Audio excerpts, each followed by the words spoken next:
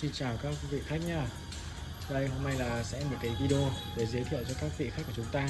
Anh chị hoàn toàn thể tin tưởng và tay nghề thợ bên em, bên một thợ lành nghề hơn 20 năm kinh nghiệm trong nghề rồi. Hiện thời thì anh thợ này đang đan vành này, đó, đang đan một cái động cơ vào một cái vành này, vành 26 inch. Đấy, kỹ thuật đan này thì chúng ta sẽ được xem chi tiết đan chéo, được chưa? Đấy, bước đầu tiên thì anh ấy đang đưa các cái van hoa vào trong vành này và dùng cái chân anh này siết lại tạm thời thôi. Trong lát nữa em đến kỹ thuật cân vành. Đó, thì các cái vành đây này, đó, chúng ta sẽ có các Mayer như này.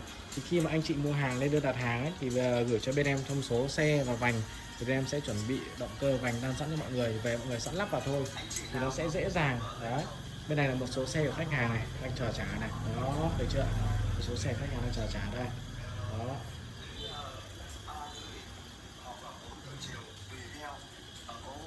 Rất tuyệt vời đúng không?